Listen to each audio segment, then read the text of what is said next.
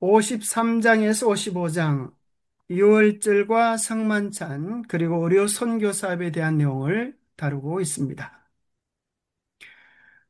유월절은 이스라엘 백성들이 애굽에서 노예 생활을 했을 때 하나님께서 이스라엘 백성들을 애굽에서 자유롭게 해방시키기 위하여 열 재앙을 내리십니다. 그 가운데 마지막 재앙, 장자 재앙 때 거기서 보함을 받을 수 있는 유일한 방법이 유월절 어린 양을 잡아서 그 피를 문술주와 임방에 바르는 것이었습니다. 그들이 애굽의 노예 생활로 말미암아 했던 일들은 사진에서 보는 것처럼 피라미드였습니다. 피라미드. 피라미드를 만드는 것을 위하여 그들은 노예가 되었습니다. 흔히 우리 인생이 하나님을 만나지 못하면 피라미드를 만드는 죄의 노예가 됩니다. 자, 무더운 여름날 어떤 사람이 열심히 지게를 짊어지고 가는데 한 아이가 물었습니다. 아저씨, 아저씨, 좀 쉬었다 일하지 왜 그렇게 열심히 일을 하세요? 그렇게 이야기하니까 아저씨가, 얘야, 내가 누군들 일하기 좋아서 일을 하는 줄 아니? 열심히 일을 해야 뭘 벌 수 있겠어요? 돈을 벌지. 그랬어요. 그 아이가 다시 물었습니다. 아저씨, 아저씨, 그 돈 벌어 뭐 하게요? 어허, 이놈 보게나 돈을 열심히 벌어야 그 다음에 뭐가 나올까요? 맛있는 거. 밥이라도 먹고 살지. 그랬어요. 그래, 다시 끝날 줄 알았는데 이 아이가 뭐라 그러냐면, 아저씨, 그 밥 먹으면 뭐 하게요? 그렇게 묻는 거예요. 밥을 먹어야 기운을 내서 일하러 가지 않겠나? 어, 일돈밥, 일돈밥, 뺑뺑이 돌다가 마지막에는 죽음으로 끝나는 허무한 인생을 사는 이런 죄의 노예, 일의 노예, 돈의 노예, 혹은 밥의 노예에서 하나님의 우리를 자유롭게 해주기를 원하시는 것입니다. 음, 그래서 하나님 우리에게 우리의 일이 노동이 아니라 기쁨의 봉사가 되게 하시고 하나님께서 우리로 하여금 썩을 양식이 아니라 썩어지지 않을 영원한 하늘의 양식으로 채워주기를 원하십니다. 그런데 그것을 믿기가 쉽지 않습니다. 이 화면에는 자, 예수님의 찔린 옆구리에 손가락을 넣어보는 사람, 이 사람이 누굴까요? 도마라고 하는 이 제자가 예수님이 부활했다는 소리를 듣고 나는 내 손가락을 예수님의 찔린 옆구리 속에 넣어보지 않고는 내가 믿지 못하겠습니다. 그렇게 말했어요. 그때 예수님께서 부활한 몸으로 나타나셔서 도마야, 네 손가락을 내 옆구리에 넣어보고 음, 믿음 없는 자가 되지 말고 믿는 자가 되라. 그렇게 하셨어요. 그래서 실제로 이제 도마가 손가락을 예수님의 찔린 옆구리에 넣어보고 이렇게 고백합니다. 나의 주님이시여, 나의 하나님이시니다. 그러면서 예수님이 말씀하셨어요. 너는 본고로 믿느냐? 보지 못하고 믿는 자가 더 복되도다. 우리가 실제로 이 부활한 예수님을 보지는 못했지만은 보지 않고도 믿는 방법. 그것이 있어요. 바로 그것이 뭔가 하면 성경에 있는 예언들이 어떻게 예수님의 생애에 적용되어졌는지를 확인해 보면 그분이 정말 구약에서 이 땅에 메시아로 보내시겠다고 하셨던 우리의 구세주구나 하는 사실을 확인하게 됩니다. 그래서 구약 성경에 보면 예수님의 생애에 대한 350여 가지 예언들이 있는데 그 가운데는 어디서 탄생하실지, 언제 탄생하실지, 어떤 족보 가운데서 오실지, 어떤 생애를 사실지, 누구에게 팔림을 당하실지, 얼마에게 팔림을 당하실지, 어떻게 죽으실지, 어떻게 매장되실지, 어떻게 부활하시고 성천하실지, 심지어 죽음의 년, 월, 일시까지 연되어 있습니다. 예수님의 생애를 살펴보면 참으로 그분은 평생 봉사하시면서 사람을 섬기면서 사셨습니다. 게다가 주님의 십자가야말로 우리 모두를 향한 완전한 사랑을 묘사해 주기에 부족함이 없습니다. 우리를 위하여 당신의 생명까지 기꺼이 내어주신 그 사랑보다 큰 사랑이 도대체 어디에 있을 수 있겠습니까? 오늘날 이 시대의 많은 에큐메니컬 종교 연합운동은 예수님뿐 아니라 부처도 공자도 누구든 모하메도 진실되게 믿기만 하면 구주가 구원을 줄 수 있다라고 말하지만 그것은 거짓말입니다. 왜냐하면 누가 예수님처럼 우리를 위하여 대신 죽어주신 분이 있습니까? 아무도 없습니다. 누가 예수님처럼 그 생명이 영원하신 분이 계십니까? 누가 예수님처럼 무덤에서 부활하고 일어나신 분이 계십니까? 오직 예수님만이 무덤 가운데서 부활하심으로 말미암아 우리에게 생명 주실 수 있는 생명 자체가 되심을 증명해 주셨습니다. 그 가운데 예수님의 죽음의 연놀 일시에 대한 예언이 우리는 다니엘서 9장 27절을 통하여 그가 그 일의 절반의 제사와 예물을 금지할 것이며 2300주야는 예수 그리스도의 십자가를 중심으로 기록되어진 예언입니다. 그 음, 가운데 한 일의 절반 AD 27년과 34년 사이 31년 곧 이른 봄에 예수님께서 십자가에 달려 죽으실 것이 예언되어 있습니다.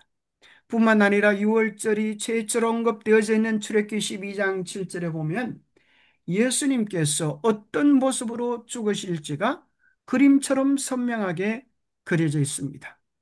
그 피로 양을 먹을 집, 문, 좌우, 설주와 임방의 바로 그래서 예수님을 예표했던 6월절 어린 양을 잡아서 그 피를 좌우 설주, 왼쪽, 오른쪽 설주와 임방에 바르고 그래서 임방에서 떨어지는 피가 땅에 스며지지 않도록 그릇을 밑에 놓았습니다. 그래서 바로 이 모습을 보면 예수님께서 십자가에 달려서 우리의 죄를 대속하여 죽으시는 모습을 예표해 주고 있습니다. 글자 그대로 예수님은 십자가에 달려 우리의 구원을 위하여 돌아가셨습니다. 더 놀라운 사실은 날은 이달 14일, 시간은 해질 때인데 해질 때라고 하는 그 시간을 원문에는 두 저녁 사이라고 기록되어 있습니다. 하루는 24시간인데 유대인들은 저녁을 둘로 생각했습니다. 하나는 정오, 왜냐하면 정오 때부터 해가 넘어가기 시작하기 때문입니다. 그리고 오후 6시가 해가 다 넘어가는 시간으로 두 번째 저녁으로 생각한 것입니다. 그래서 두 저녁 사이라고 하는 것은 12시와 오후 6시 사이. 그러면 음, 몇 시가 되겠습니까? 정확하게 오후 3시에. 그래서 현대인 성경에 보면 마태복음 17장 45절 46절에 낮 12시부터 오후 3시까지 온 땅이 어두워졌다. 오후 3시쯤에 예수님은 다시 큰 소리를 지르시고 숨을 거두셨다. 바로 오후 3시에 6월절 양 잡는 시간이었기 때문에 그때 죽기 위하여 잡혀왔던 양이 예수님께서 십자가에 달려 죽으심으로 성소 휘장 위에서부터 아래로 찢겨지고 음, 바로 그 어린 양 대신 예수님이 돌아가셨다고는 예표가 성취되어지면서 더 이상 속죄 제도가 이 세상에는 필요하지 않게 되었습니다. 바로 그때 잡혀왔던 양, 죽기 위하여 왔던 유월절 양은 대신 살아남을 경험한 것입니다. 바로 정확하게 예수님은 예언된 연월 일시에 십자가에 달려 돌아가셔서 우리의 영원한 구원을 이루셨습니다. 그래서 유월절 어린 양의 사건은 우리의 구원을 위한 가장 분명하고 완전한 구원의 세 가지 조건을 우리에게 이야기해 줍니다. 첫 번째 조건은 무엇이었지요? 유월절 양을 잡았는가? 예수님께서 우리의 죄를 대신하여 십자가에 죽으신 것을 예표합니다. 두 번째는 피를 문설주와 임방에 발랐는가? 당신은 예수 그리스도를 개인의 구주로 영접했는가 하는 것을 묻는 것입니다. 예수님이 아무리 십자가에 달려 죽으셔도 그 피가 우리의 가슴에 발려지지 않으면 우리의 구원은 없는 것입니다. 세 번째는 피를 발려 놓았다 하더라도 그 심판의 시간에 피가 발려진 집을 떠나지 않는 것은 너무나 중요합니다. 저렇게 12장 22절에 보면 아침까지 한 사람도 자기 집 문 밖에 나가지 말라. 사탄 마귀는 우리를 피 묻은 집에서 나오게 하려고 여러 가지로 우리를 유혹하는 것입니다. 우리를 부추기기도 하고 약 올리기도 하고 성질 내기도 하고, 그래서 너 그 집에 있지 말고 나오너라. 교회에 가지 말고 나오너라. 예수님만 잊지 말고 나오너라. 나오면 네가 즐기고 놀 만한 것들이 많다라고 우리를 꼬십니다. 그러나 우리는 끝까지 예수님 안에 있어야 합니다. 저렇게 8장 1절에 보면 그러므로 이제 그리스도 예수 안에 있는 자에게는 결코 정죄함이 없나니 우리 모두는 예수님 안에 있을 때에 우리의 생명을 보장받을 수 있는 것입니다. 그래서 이 6월절의 놀라운 예식을 예수님께서는 그 제도를 바꾸셨습니다.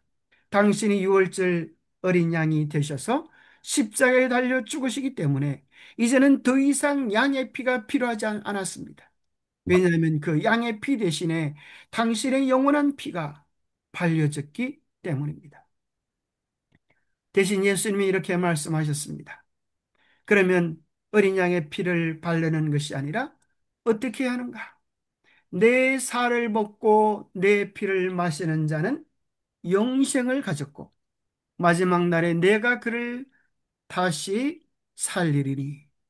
바로 예수님께서 오늘 우리에게 십자가의 경험을 구체적으로 하시기 위하여 우리에게 이 제도를 주신 것입니다. 우리는 아마 이런 생각을 할지 모르겠습니다. 예수님이 나를 위하여 죽으셨다고 하는 것은 먼 2000년 전의 이야기인데 그것이 나와 무슨 상관이 있느냐고 물을지 모르겠습니다. 그때 예수님은 성만찬 예식을 통하여 이렇게 말씀하시는 것입니다. 그들과 언약을 맺은 것이 아니라 오늘 내가 너와 언약을 맺는다. 네가 믿는 먹는 이 떡이 너의 양식이 되고 네가 마시는 이 포도즙이 너의 생명이 되듯이 내가 십자가에 달려 죽은 이유는 바로 너를 살리기 위하여, 너를 구원하기 위하여 그렇게 한 것이다. 성만찬 예식을 통하여 말씀하십니다. 그래서 우리는 성만찬 예식을 통하여 그리스도의 구속의 은혜에 동참할 수 있고, 또 우리는 뭘 통하여 예수님의 십자가의 은혜를 경험할 수가 있는가 하면 우리가 먹는 모든 음식들을 통하여 우리는 십자가의 은혜를 경험할 수 있습니다. 예수님의 십자가의 대속의 은혜가 없다고 하면 우리는 빵 한 조각, 밥 한 톨 먹을 수 없는 멸망받을 죄인이었습니다.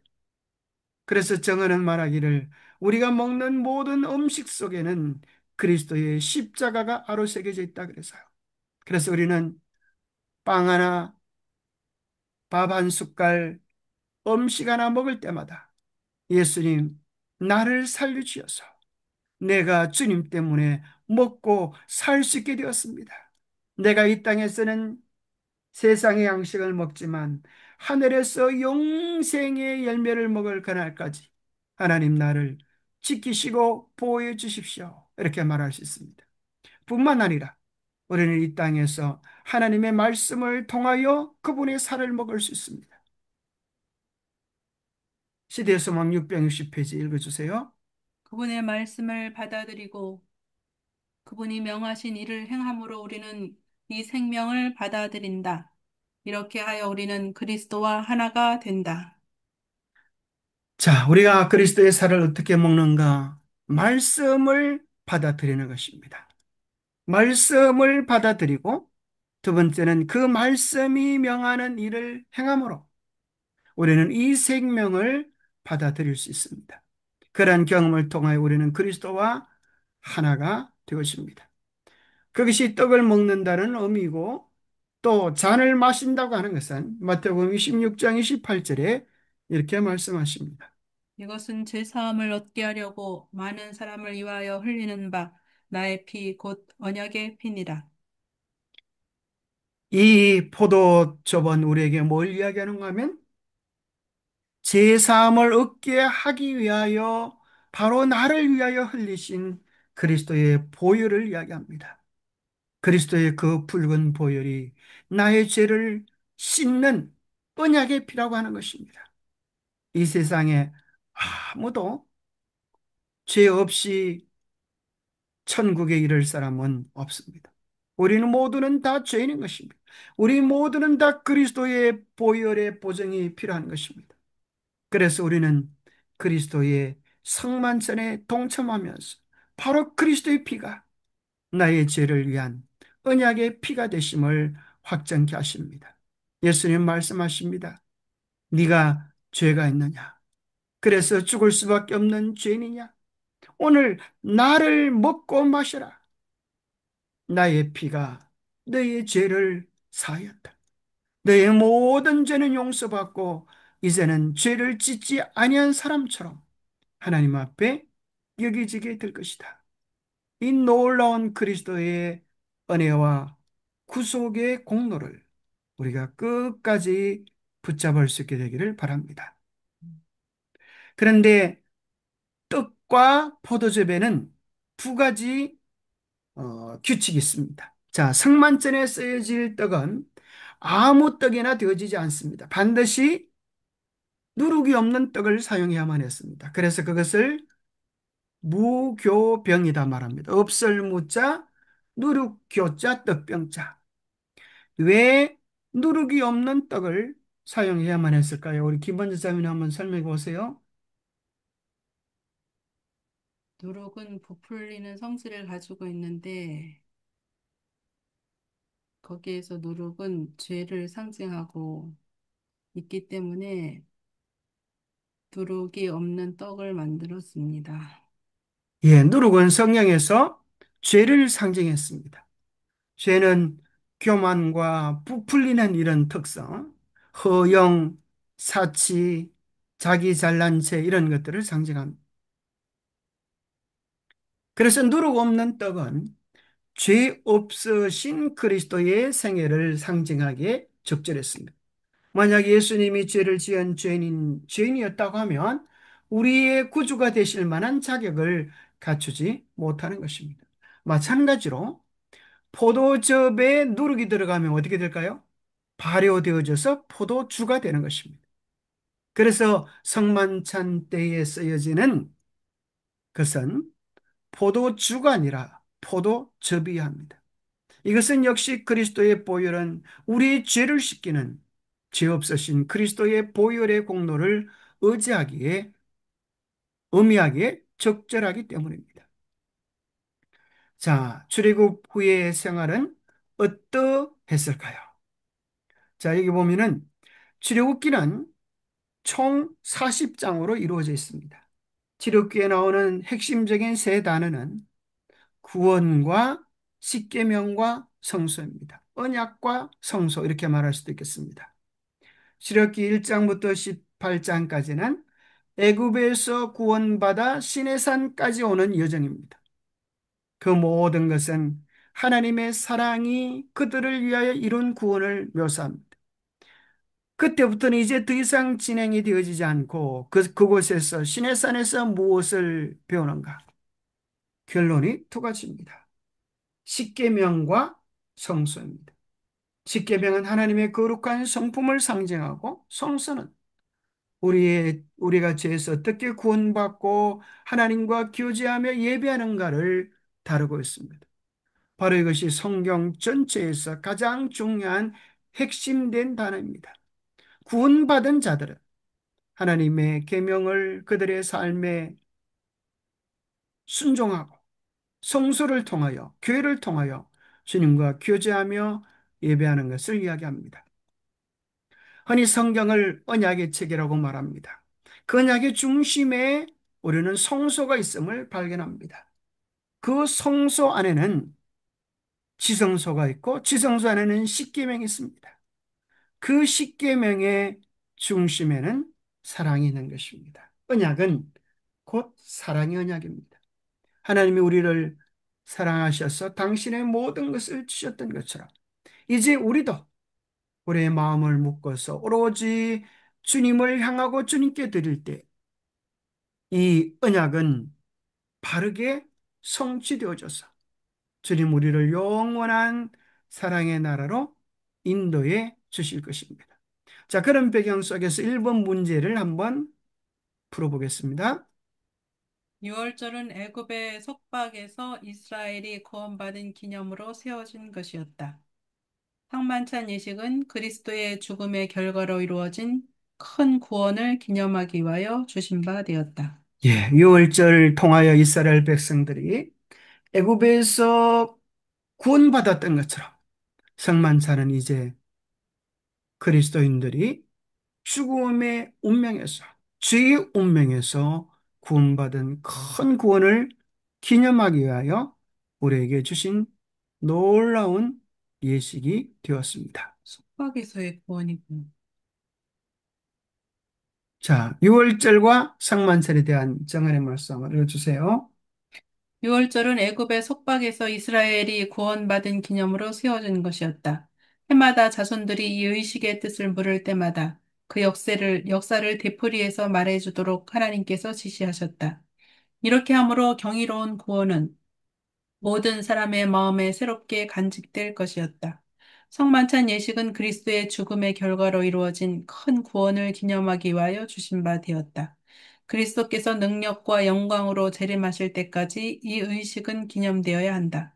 이것을 통하여 우리를 위하여 행하신 그분의 위대한 사업은 우리 마음속에 항상 새롭게 간직된다. 예, 성만찬 예식은 예수님께서 재림하실 때까지 이 의식은 이 의식을 통하여 우리에게 베푸신 크신 구원을 우리의 마음속에 항상 새롭게 간직하도록 주신 제도입니다. 자, 주님의 피는 우리에게 무엇을 보장하는가? 제자들과 함께 떡과 포도즙을 나누심으로 그리스도께서는 그들에게 구주가 되심을 서약하였다. 그분은 그들에게 새 언약을 선포하셨는데 이를 통하여 그분을 영접하는 모든 자는 하나님의 자녀가 되고 그리스도와 함께 유업을 얻는다. 이 언약으로 금생과 내생을 위하여 내려주실 수 있는 모든 축복은 그들의 것이 되었다. 이 언약의 행위는 그리스도의 피로 비준될 것이었다. 그리스도의 피로 비준, 비준이라는 뜻이 뭘까요? 승인. 확정되고 책임진다는 그런 뜻이죠. 자, 이 성만찬 예식을 통하여서 새 언약을 선포해 주셨는데 그분을 개인의 구주로 영접하는 모든 사람에게는 두 가지가 주어집니다. 이 두 가지가 뭐예요? 세 가지네, 그죠? 하나님의 자녀, 첫 번째는 하나님의 자녀가 되는 것. 두 번째는요, 유업을 그리스도와 함께 얻은 하늘의 유업을 받는다는 것. 세 번째는요, 이 언약으로 생과 금생과 내생을 내생을 위하여 위하여 내려줄 수 있는 모든 축복들이 그들의 것이 된다고 하는 것. 참 놀랍죠? 하나님의 자녀가 되고 그리스도와 함께 하늘의 유업, 영생의 유업, 하늘을 보상받을 수 있는 것과 금생과 내생에서 내려줄 수 있는 모든 축복들. 그 축복들 속에 뭐가 있을까요? 죄 용서, 동행, 보호, 그죠? 우리의 가장 큰 필요들을 아시고 채우신다고 하는 거예요. 이 언약은 그리스도의 피로 비준되었다라고 하는 말은 다른 말로 한다면 이런 뜻입니다. 내가 목숨을 걸고 내 인격을 걸고 이 일에 대하여 책임지겠다. 너희들의 구원은 내가 책임지겠다.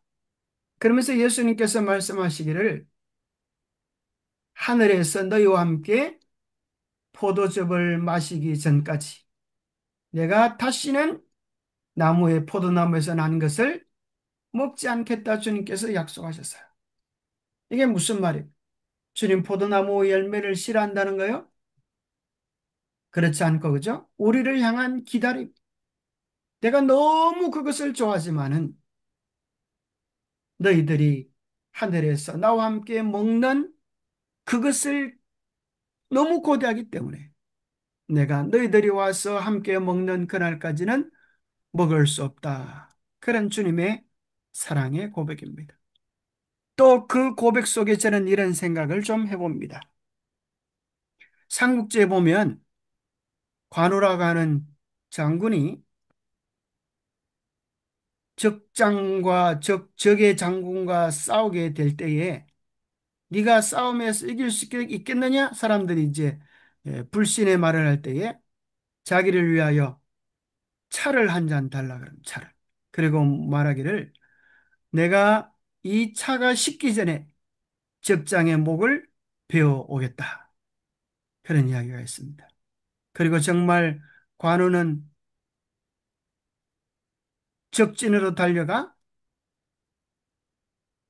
상대방 장군의 목을 베고 달려옵니다. 그리고 아직 식지 않은 차를 마시는 정말 영웅적인 장면이 나옵니다.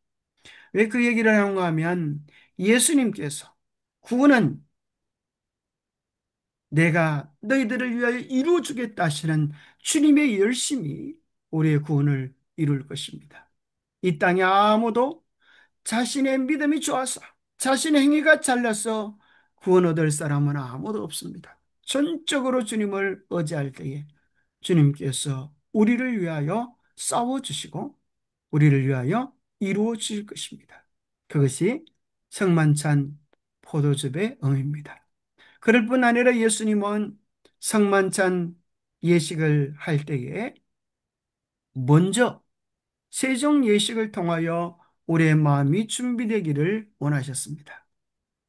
종의 종, 그들의 이기적 정신 때문에 그분의 마음은 슬픔으로 가득 찼으나 그분은 그들의 갈등에 대하여 그들과 논쟁하지 않으셨다. 그 대신 그분은 그들이 결코 잊지 못할 한 모본을 보여주셨다. 지자들에 대한 그리스도의 사랑은 쉽게 흩어지거나 꺼지지 않았다. 그분은 당신의 충만한 신성을 의식하셨지만 당신은 왕관과 왕복을 벗으시고 종의 형체를 취하셨다. 지상 생애에서 그분이 마지막으로 행하신 일들 중에 하나는 몸소 종과 같이 수건으로 허리를 두르시고 종의 일을 행하신 것이었다. 성만찬에 다른 모든 것들은 준비되어져 있었는데 발을 씻겨줄 종이 없었습니다. 그런데 성만찬에 참여했던 제자들의 마음은 하나같이 어떤 마음이었어요? 네가 쉽게 해야지. 서로 나이가 어리니. 서로 잘난 체하는 마음이었어요. 아무도 자기를 낮추어 발을 씻어줄 사람이 없는 것입니다. 그때 예수님께서는 마음이 슬픔으로 가득 차셨지만은 그들을 책망하지 않으시고 가장 존경을 받아야 할 그분께서 친히 허리에 수건을 두르시고 종이 되셔서 우리의 발을 씻겨 주신 것입니다.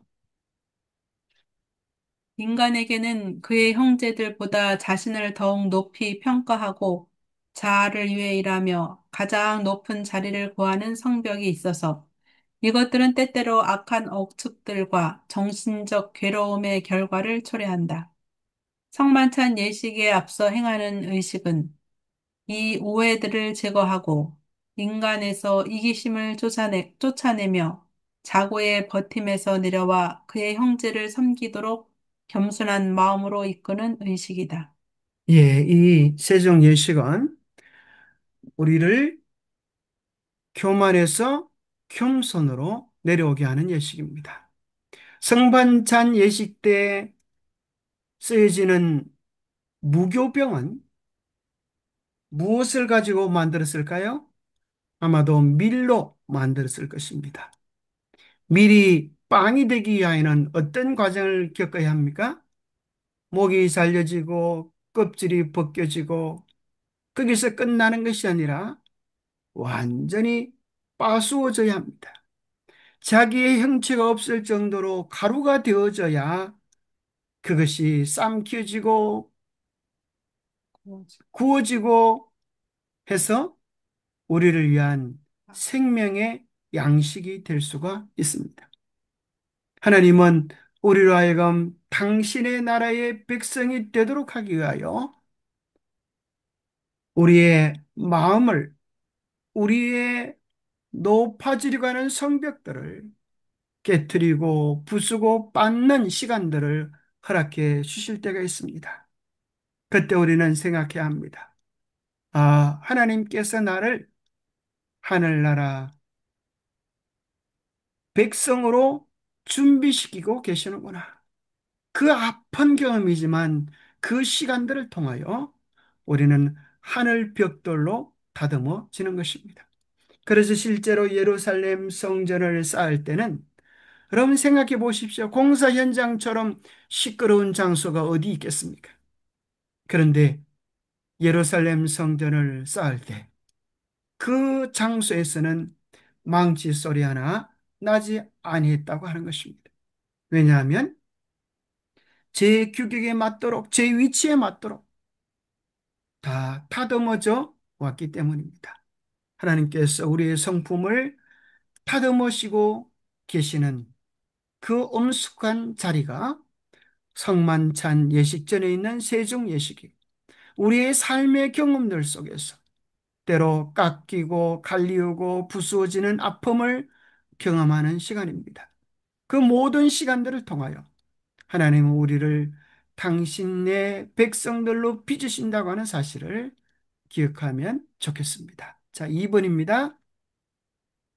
이 예식이 바르게 거행될 때에는 언제나 하나님의 자녀들은 서로 도우며 서로 축복하는 거룩한 교제에 들어가게 된다.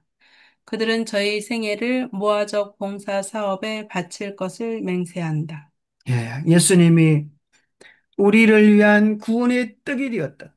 우리도 이제 하나님을 위하여 우리 자신을 온전히 내어드려서 주님이 하시는 무화적 봉사에 우리도 생명의 떡으로 바칩니다.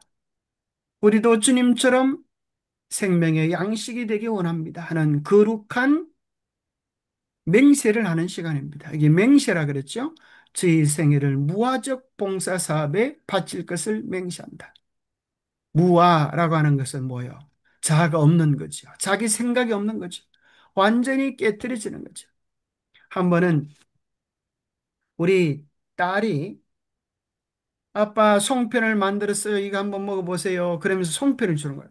아주 예쁘게도 만들어서 고맙다 그러면서 먹었는데 아이고 요놈이 장난을 쳐가지고 송편 안에다가 소금을 갖다 가득 넣어갖고 준 거예요.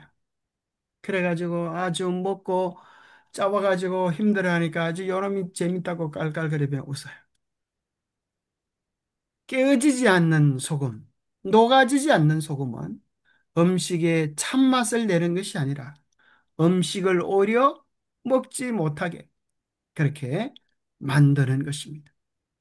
진정한 음식의 맛은 소금이 녹아져서 맛을 내는 것인데 그것을 흔히 사람들이 무슨 맛이라 그래요?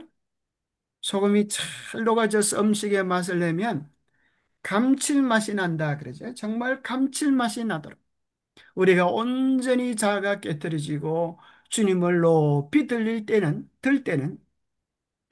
우리가 하는 봉사 속에서 거룩한 하나님의 임재의 축복을 경험하고 받는 사람도 즐겁고 봉사하는 사람도 주님과 함께 일하는 즐거움 때문에 신령한 하늘 행복을 누릴 수 있게 될 것입니다.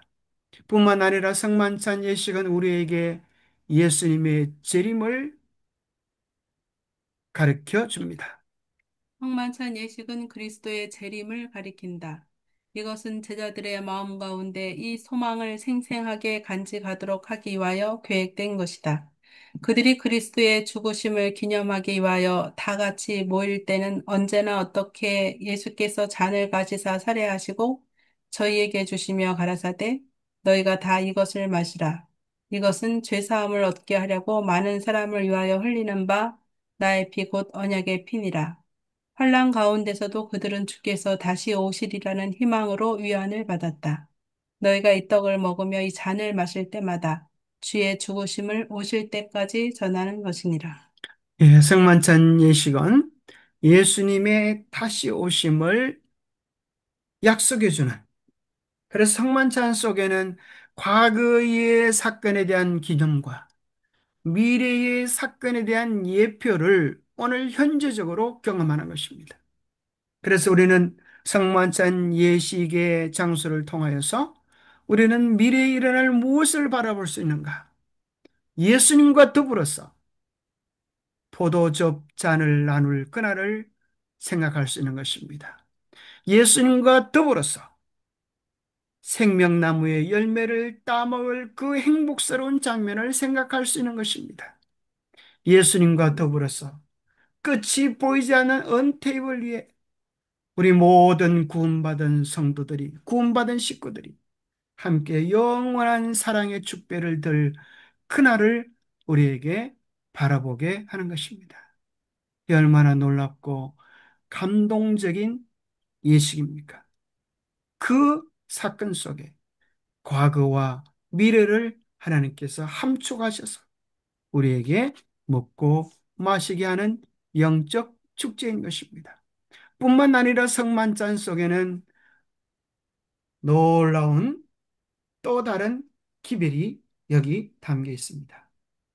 이것들은 우리가 결코 잊어서는 안 되는 것들이다. 강건하는 힘이 있는 예수님의 사랑을 우리의 기억에 새롭게 간직해야 한다. 그리스도께서는 우리를 위한 하나님의 사랑을 깨닫도록 하시고자 이 예식을 제정하셨다. 그리스도를 통하지 않고는 하나님과 우리의 영혼과의 연합이 있을 수 없다. 형제와 형제 사이의 연합과 사랑은 그리스도의 사랑으로 말미암아 영원히 굳게 되어야 한다. 그리스도의 죽으신 만큼 그분의 사랑을 우리에게 효험 있게 만드는 것은 없다. 우리가 즐거움으로 그분의 재림을 바라볼 수 있는 것은 오로지 그분의 죽으심 때문이다. 예수님의 희생은 우리의 소망의 중심이다. 그 위에 우리는 우리의 신앙을 고착시켜야 한다. 성만찬에서 잊지 말아야 될 것은 그 모든 예식은 우리를 위한 하나님의 사랑을 깨닫도록 하시고자 제정하셨다는 거예요. 어떤 사랑이요? 죽도록 사랑하시는 사랑. 놀랍죠? 우리를 위하여 죽도록 사랑하시는 사랑을 주님은 말로만 아니라 실제로 죽으심으로 보여주실 것입니다. 한 아이가 예수님께 묻습니다. 예수님, 나를 얼만큼 사랑하세요? 예수님은 십자가에서 두 팔을 벌리시면서 나는 너를 이만큼 사랑한단다. 하늘 땅만큼 죽을 만큼 너를 사랑한단다. 주님의 그 영원한 사랑, 절대 사랑, 거기에 우리의 신앙을 고착시켜야 합니다. 우리는 사랑받을 만한 가치가 없는 존재이지만 그 사랑이 우리를 가치 있게 만들어주는 것입니다. 성만찬에 쓰여지는 떡은 하나였습니다. 그것이 나누어져서 각 성도들이 먹을 떡이 되는 것처럼 우리 모두는 그리스도의 사랑 안에서 한 지체요. 그리스도의 한 몸이라고 하는 사실을 기억해야 되겠습니다. 자, 다음 장은 병자를 위한 기도하는 장입니다. 믿음의 기도는 병든 사람을 낫게 할 것이며 주님께서도 그를 일으켜 주실 것입니다. 혹시 그가 죄를 지었더라도 용서를 받을 것입니다. 그러므로 여러분은 서로 죄를 고백하고 병이 낫도록 서로 기도하십시오. 어려운 사람의 기도는 능력이 있고 효과가 있습니다. 야고보서 5장 15절에서 16절 말씀입니다. 3번입니다. 그리스도께서는 오늘도 당신이 지상에서 봉사하시던 시대와 똑같은 자비하신 의사이시다. 그리스도 안에는 모든 질병을 고치는 유황이 있다. 모든 병약한 자를 회복하게 하시는 능력이 있다. 오늘날도 그의 제자들은 옛날의 제자들과 조금도 다름없이 병자들을 위하여 진실되게 기도할 것이다. 그리하면 그 결과 건강을 회복할 것이니 대개 믿음으로 하는 기도는 병자를 구원할 것이긴 까닭이다. 아멘. 자, 여기서 참 감동을 주는 말씀은 그리스도께서는 오늘도 당신이 지상에서 봉사하시던 시대와 똑같은 자비로운 의사이시다. 예수님이 이 땅에 오셔서 봉사하셨던 그때와 마찬가지로 지금 이 시대에도 그런 기적을 베풀어 줄 수 있다고 하는 것입니다. 흔히 많은 사람들이 이렇게 생각합니다. 2000년 전에 이 땅에 오셨던 예수님은 죽을 병자들을 고치고 살려주시는데 오늘 이 시대에는 왜 그런 기적이 일어나지 않은가? 저는 살렘 동산에 또 하동 베델 요양원에 가서 그런 간증을 들은 적이 있습니다. 어떤 장로교 신자였던 한 분이 간증하기를 내가 교회를 다녔지만은 내가 믿는 하나님은 2000년 전에는 기적으로 베풀어 주셨는데 내가 지금 다니는 교회에서는 그런 기적이 없습니다. 예수님은 회복시키시고 치료해 주시는 분이 아니십니다. 나는 그런 하나님이 안 계신 줄로만 알았습니다. 그러나 이곳 요양원에서 오늘도 여전히 살아계시고 죽을 병자들을 고치시고 회복시키시는 그 예수님을 만났습니다. 그런 간증을 많이 들었습니다. 예수님은 정말 오늘 이 시대에도 우리를 고치실 수 있는 의사라고 하는 사실을 기억하면 좋겠습니다. 그러나 기억해야 될 사실은 하나님께서 모든 병들을 또 우리가 기도만 한다고 해서 다 고쳐주시는 것은 아닙니다. 기도 응답을 받는 몇 가지 잊지 말아야 할 중요한 조건들이 있습니다. 우리는 다만 주의 말씀대로 생활할 때에만 주의 약속의 성취를 요구할 수 있는 것이다. 시인은 말하되 내가 내 마음의 죄를 품으면 주께서 듣지 아니하시리로다 고 하였다. 만일 우리가 부분적으로만 그에게 맡기고 전적으로 주께 복종하지 아니하면 주의 약속이 우리에게 이루어지지 않을 것이다. 자, 이 본문 속에서 어떤 조건을 발견하게 됩니까? 말씀대로 생활할 때에만. 또 우리의 마음속에 품은 죄악들을 고백하고 내놓는 것. 또 전적으로 주님께 좀. 복종하는 것, 신뢰하는 것을 이야기해 주고 있습니다. 자, 4번입니다. 많은 사람은 함부로 행한 일의 결과로 병을 자청해 온다. 그들은 천연의 법칙 또는 엄격한 순결의 원칙에 의하여 생활하여 오지 않았다. 또 다른 사람들은 먹고 마시고 입고 일하는 습관에 있어서 건강의 법칙을 무시한다. 자, 우리에게 주신 건강의 법칙, 천년의 법칙들이 있습니다. 우리가 어떻게 먹어야 하는지, 어떻게 마셔야 하는지, 어떻게 운동해야 하는지, 어떻게 봉사해야 하는지, 이런 일들을 주님의 뜻대로 잘 할 때, 우리는 더욱 우리의 몸을 효과적으로 관리할 수 있습니다. 자, 특별히 환자들에게 단순히 기도만 할 것이 아니라 그들의 건강의 원칙들을 바르게 교육해 주라고 이렇게 권면합니다. 만일 사람들에게 질병을 치료하시는 구원자로 하나님을 바라보고 가르치면서 그들의 건강에 해로운 습관을 버리라고 가르치지 않는다면 그것은 헛된 수고이다. 기도의 응답으로 하나님의 축복을 받고자 할진대 행악하는 일을 그치고 선행하기를 배워야 한다. 건강의 회복을 위하여 기도하여 주기를 원하는 자에게는 자연유리나 도덕유리거나를 막론하고 하나님의 법칙을 어기는 것은 곧 죄요. 또한 하나님의 축복을 얻고자 하는 자는 죄를 자복하고 버리지 아니하면 안 된다는 것을 밝히 일러 주어야 한다. 예, 건강의 바른 원칙들을 기억해 줄 뿐 아니라 또 도덕적인 법, 하나님의 법칙들을 잘 설명해 줄 필요가 있겠습니다. 또 특별히 죄를 회개하고 고치라고 하는 것입니다. 우리는 과실을 다 바로잡은 다음에 성령의 가르치심을 따라 확실한 신념을 가지고 병자의 요구를 하나님 앞에 아뢰을 것이다. 하나님께서는 각 사람의 이름을 아시고 각 사람을 보호하시되 마치 그가 당신의 사랑하시는 독생자를 주신 것은 이 세상에서 오직 그 한 사람을 구원하시기 위하여 하신 것처럼 하신다. 하나님의 사랑은 심히 크고 언제나 변함이 없으므로 병자들에게 하나님을 믿고 기뻐하라고 권장해야 한다. 자신에 대하여 걱정하는 것은 쇠약과 질병을 일으킨다. 만일 그들이 실망과 침울한 감정을 초월하면 회복의 희망이 커질 것이다. 이는 여호와는 그 인자하심을 바라는 자를 살피시기 때문이다. 예, 먼저 과실을 다 바로잡은 다음에 성령의 가르침을 따라 확실한 신념을 가지고 병자를 위하여 하나님 앞에 간절히 구해야 할 것입니다. 그럴지라도 그 결과는 모든 기도가 다 낫는다고 하는 것은 아닙니다. 결과를 전적으로 하나님께 맡기는 신뢰가 필요합니다. 바른 순서로 말하면 먼저 우리의 소원을 전지하신 하늘 아버지께 드리고 다음에 완전한 신념을 가지고 모든 것을 하나님께 맡길 것이다. 우리가 하나님의 뜻대로 구하기만 하면 하나님께서는 응답하여 주실 것을 우리는 안다. 그러나 순종의 정신이 없이 우리의 기구를 강요하는 것은 옳은 일이 아니다.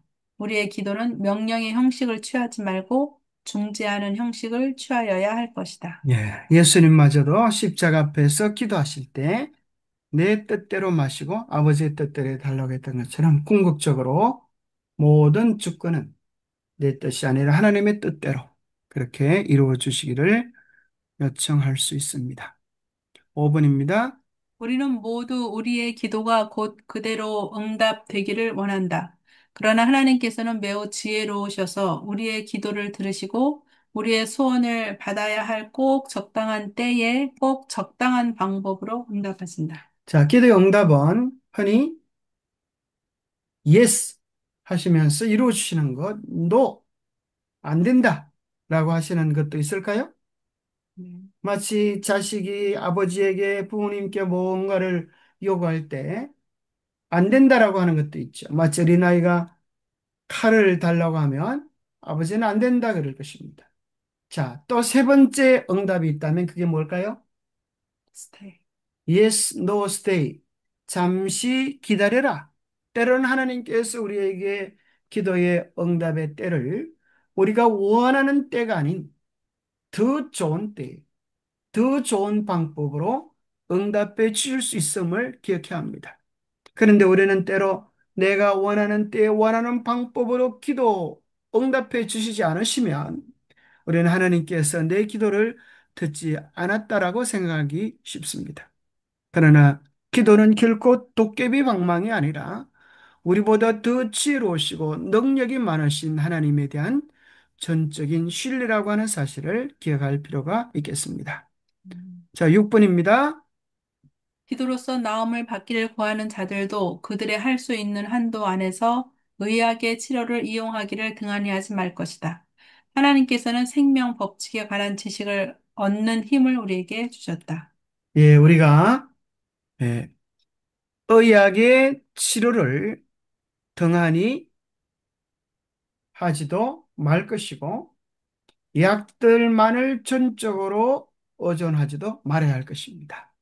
하나님께 주신 건강법칙을 잘 활용하고 천양법칙도 잘 활용하고 하나님께서 우리에게 주신 좋은 의학적 지식들도 우리의 건강에 아주 필수적인 것입니다. 그래서 하나님께서 우리 교단에 정말 좋은 의과 대학들을 주시고 또 병원들을 씌워서 세계적으로 정말 이름 있는 그런 건강 병원들과 또 박사들, 지식들을 우리에게 주셨음을 인하여 감사합니다. 그 가운데 유명한 사람이죠. 세계 최초로 쌍둥이, 샴샹. 삼쌍둥이 두 아이의 뇌가 서로 합쳐진 이 아이를 분리 성공한 유명한 박사. 그 사람 이름 뭐예요? 링크스. 벤카슨, 천의 손이라고 알려진 그 벤카슨이 우리 교단의 정말 의사라고 하는 것은 얼마나 자랑스러운 일입니까? 자, 7번입니다. 의료 선교 사업은 복음의 개척 사업으로서 이 시기를 위한 진리가 많은 가정에 들어가게 하는 문호이다. 예, 의료 선교 사업은 복음의 오른팔과 같아서 사람들의 실제적인 필요를 채워주면서 주님의 복음을 전할 수 있는 것입니다. 마치 예수님께서 이 땅에 오셔서 하셨던 봉사가 신체적인 치료, 정신적인 교육, 사회적인 교제, 영적인 천국 복음이었듯이 의료 사업은 세상의 발판을 놓는 중요한 역할을 합니다. 또 우리 교단이 유명한 의사 가운데 한 사람이었던 여러분들이 시리얼, 시리얼을 여러분 우리 집 우리 집 사람이 좋아하는 시리얼이 뭐가 있어요? 다양한 시리얼들 있죠. 과일 곡류 종류를 말려가지고 이렇게 과일도 있고 이런 것들을 말려가지고 마른 음식을 해가지고 아침에 우유나 뭐 이런 걸 타서 음, 짧은 시간에 먹을 수 있도록 만든 이런 데 보면은 켈로그라고 하는 유명한 상표가 아직 붙어 있습니다. 이 켈로그라고 하는 사람이 우리 교단에 있는 유명한 건강 의사였습니다. 아직도 켈로그라고 하는 여러분 시리얼을 먹을 때마다 그걸 한번 찾아보시기 바랍니다. 8번. 신체적인 것과 영적인 것에 대한 봉사는 병행되어야 하며, 그리하여 고통당하는 자들로 하늘의 의원 되시는 분의 능력에 신뢰하도록 이끌어야 한다. 합당한 치료를 가하면서 그리스도의 치유하시는 은혜를 또한 강구하는 사람들은 환자의 마음속에 믿음을 불어넣을 것이다. 저들 자신의 행동은 저희 사정이 소망이 없는 것으로 생각하였던 자들에게 한 격려가 될 것이다. 예, 아픈 사람에게 의학적인 치료뿐 아니라 그들의 정서적인 필요, 또 영적인 필요까지 채워주면서 정말 그들을 치료하시는 주님의 사랑을, 능력을 소개해 줄 수 있을 것입니다. 자, 이게 정말 멋진 표현이 나오는데요. 의료 선교 사업에 대한 역할을 쉽게 알아볼 수 있도록 이런 비유를 썼습니다. 의료 선교 사업은 총괄적으로 다름 아닌 팔이 몸에 대한 관계와 똑같은 관계를 가진 사업으로만 내게 제시되어 왔다. 복음 사업은 몸이요. 의료 선교 사업은 팔이요. 그리스도는 그 전부를 다스리는 머리이시다. 이와 같이 그 일이 내게 소개되었다. 참 멋진 표현이죠. 그리스도는 머리시고 복음은 몸, 몸이고 의료 선교 사업은 팔. 팔이다. 그럼 다 중요하죠. 팔이 없으면 어떻게 되겠습니까? 몸이 없으면 어떻게 되겠습니까? 머리가 없으면 어떻게 되겠습니까? 9분입니다. 복음을 전하는 목사들은 의료 선교 사업과 연합해야 하는 바, 그 까닭은 이 사업이 이 세상에서 진리에 대항하여 존재하는 편견을 무너뜨리는 사업으로서 항상 내게 제시되어 왔기 때문이다. 예, 우리가 편견의 벽을 무너는데 아픈 사람들을 동정하고 사랑을 베풀고 치료의 길을 보여주는 것보다 큰 것은 없을 것입니다. 10분입니다. 오른손은 몸이 들어갈 수 있는 문호를 여는 데 사용된다. 이것이 곧 의료 선교 사업이 행해야 할 역할이다. 이 사업은 이 때를 위한 진리를 받아들이는 길을 널리 예비하게 할 것이다. 예, 어려 선교 사업은 복음이 들어갈 수 있는 문호를 여는 쐐기 역할을 하게 될 것입니다. 자, 마지막으로 꽃들이 향기를 가지는 것처럼 복음의 향기는 무엇일까요? 복음대로 사는 것, 복음의 원칙을 견지하는 것. 이것이 생명으로부터 생명에 이르는 향기이다. 단지 복음을 전하는 자에게는 닫혀졌던 문호들이 슬기로운 의료 선교사들에게 열려질 것이다. 하나님께서는 육체적 고통을 덜어주심으로써 사람의 마음과 접촉하신다. 진리의 씨가 마음속에 떨어지고 하나님께서 이에 물을 주신다. 이 씨가 생명의 조짐을 보여주기까지는 많은 인내가 요구될 것이다. 그러나 종국에 그 씨가 솟아나서 영생에 이르는 열매를 맺을 것이다. 예, 예, 종국 씨 이름이 나오네요. 종국에. 자, 이게 보니까 무엇이 향기인가? 복음대로 사는 것. 복음의 원칙을 우리의 삶에 나타내는 것.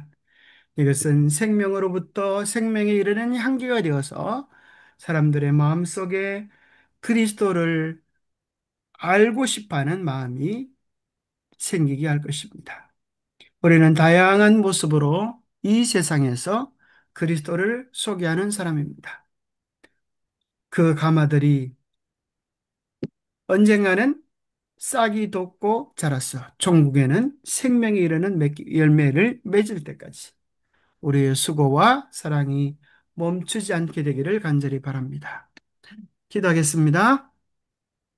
하나님 아버지, 죄로 말미암아 죽을 수밖에 없는 우리들에게 어린 양 되시는 예수 그리스도의 놀라운 보혈을 허락해 주셔서 감사합니다. 주님께서 떡을 떼어 주시면서 이것은 너희를 구원하는 내 살이다. 포도즙을 주시면서 이것은 너희를 죄 가운데서 용서하는 나의 피다라고 말씀해 주셨습니다. 주님의 놀라운 무화적 희생을 통하여 살게 된 우리가 주님의 사랑을 세상에 드러내는 주님의 향기들이 되게 도와주옵소서. 주님의 심정으로 주님의 마음으로 사랑하며 우리도 세상이 먹기에 맛나고 부드럽고 달콤한 아름다운 생명의 떡이요 생수가 될 수 있도록 우리의 자아는 감추어지게 하시고 오직 주님의 사랑만 달콤하게 드러낼 수 있도록 도와주옵소서. 내일 있을 삼육 초등학교에서 있는 아름다운 음악회 에큰 감동을 주시고 많은 사람들이 모여서 함께 주님을 찬양하며 기쁨을 얻게 하여 주시옵소서. 또 우리 성도들에게 힘을 주시고 용기를 주시고 주님 안에서 하나 되어 우리에게 맡기신 이 사명을 넉넉히 이룰 수 있도록 성령님 우리의 마음을 붙잡으시고 힘과 용기 은혜 인도하심 다하여 주시옵기를 우리 주 예수 그리스도 이름 머지하여 간절히 간구하옵나이다. 아멘.